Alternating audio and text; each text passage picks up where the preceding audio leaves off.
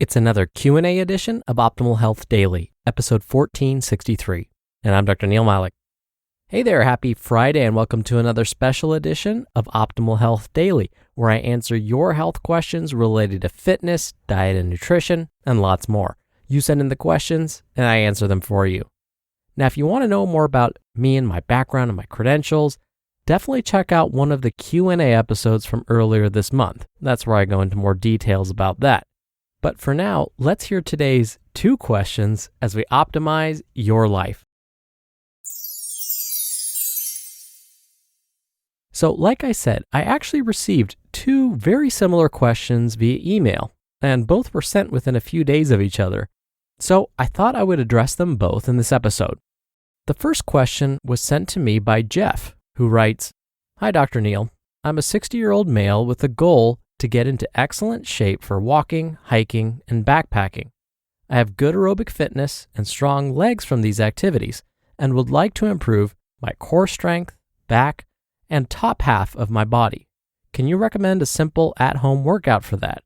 I have a set of light dumbbells and a rowing machine. I don't really want to use more elaborate equipment. The New York Times has the 8, 9, and 12-minute workouts. Are those any good?" Now the second question came from Renee, who writes, "Lately I struggle with not getting enough activity. I have a job where I sit all day and I've been working a lot. And it's really been hot where I live, so walking outside isn't very feasible for me. I do walk in the house when I have time though." Thank you, Jeff and Renee, for your questions. Now, a while back, I was interviewed on a live radio program, and I mentioned how irritated I was about the fact that the fitness and nutrition industries have been so slow to catch up on the convenience side of things. Food manufacturers, online retailers like Amazon, and even meal delivery services are way ahead of the game. But the health food and fitness industries really haven't caught up. Think about it. Amazon has one-click ordering as an option. As if ordering from Amazon isn't easy enough, they somehow found a way to make it even easier by allowing you to place an order by just clicking a button once, instead of, the oh-so-difficult 2 times we had to do it before. They've just removed a potential barrier. So instead of having you click 2 buttons like Add Item to Cart and Complete Purchase, they removed that unnecessary step to have you add that item to your cart and now allow you to purchase the item in a second. So by providing us with this shortcut, it eliminates that let's take a moment to second guess whether buying this product is actually something we really need. Okay, as usual, I digress and I'll stop crying about this. So what does all of this have to do with today's questions? Well, when it comes to our health behaviors, like squeezing exercise into our busy schedules, we need to think like Amazon. We need to make things super convenient and remove as many barriers as we can. Luckily, the fitness industry is catching up. Well-designed at-home fitness programs are becoming more common and affordable. And luckily, many of these in-home exercise programs don't require a single piece of gym equipment. So, what exercises would I recommend specifically? To really make the most efficient use of your time and energy, the focus should be on compound movements instead of isolation-type exercises. What I mean by that is, focus on working larger muscle groups like the legs, chest, back, and shoulders. For the legs, for example, perform squats and lunges. Now, Jeff, in your case, I know that you mentioned that your legs are strong, but I would encourage you to maintain that strength and continue performing squats, lunges, and even deadlifts using dumbbells that you own. Now, deadlifts are a complicated move, so be sure to perform them carefully with perfect form. And here's where it can get really fun and creative. When it comes to squats, lunges, and even deadlifts, we forget that there are many variations of each of these moves. Now, depending on where you place your feet and how your toes are pointed, you can perform these moves in different ways and work your leg muscles in all sorts of ways. Renee, I'm going to assume you don't have access to dumbbells, and that's not a problem. If you find using your own body weight is too easy, pick up a soup can or a water bottle and hold them in each hand while you perform these moves. If those feel too light, you could use laundry detergent bottles or milk gallons. Now, I don't recommend doing these while holding anything carbonated. Think about that for a second and you'll understand why. Okay, so we covered the legs. Next, chest, shoulders, and back. For chest and shoulders, think push-ups.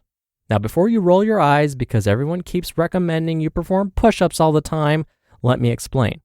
Again, push-ups work the chest, shoulders, and triceps all at once. This is what makes them a compound movement.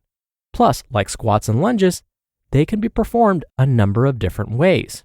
You can use the wall as a support if they're too difficult to perform on the floor. Or, instead of performing them on your toes in the plank position, perform them on your knees.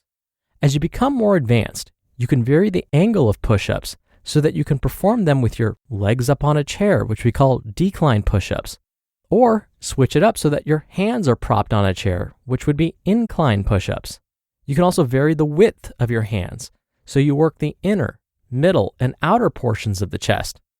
You'll find that anytime you mess with the angle or width of your hands, it will change how you work your chest, shoulders, and triceps differently. This is what makes push-ups such a great all-in-one exercise. You can also add weight to the push-ups by placing a weight on your back while performing them. All right, so far we've covered the legs and chest. Now, the back is a bit trickier without a pull-up or chin-up bar, but with a little creativity, we can still engage the back muscles. If you happen to have resistance bands or even a big sturdy towel, you can wrap either around something around the house that's bolted in, like a decorative post.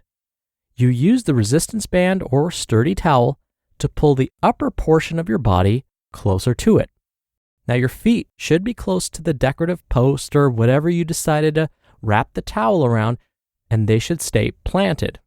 At the beginning of the move, you're leaning backwards, and then using the muscles in your back, biceps, and forearms, you pull yourself forward towards that object. Now, as far as structured programs go, brief 6, 9, and 12-minute programs that you find from reputable online sources are great. Now, there are lots of different credible versions of those types of workouts online. So once you've tried one program, you can absolutely mix up your routine every so often and try a different one. So there you have it. Some ideas for at-home exercise with no or very little gym equipment. Again, it's good to add variation. And of course, if you want to add cardio to it, you can simply jog in place, use invisible jump rope, use your stairs to climb your stairs up and down. Either way, there are lots and lots of options. And again, you can increase the number of repetitions and sets or add weight by using larger soup cans and heavier water bottles.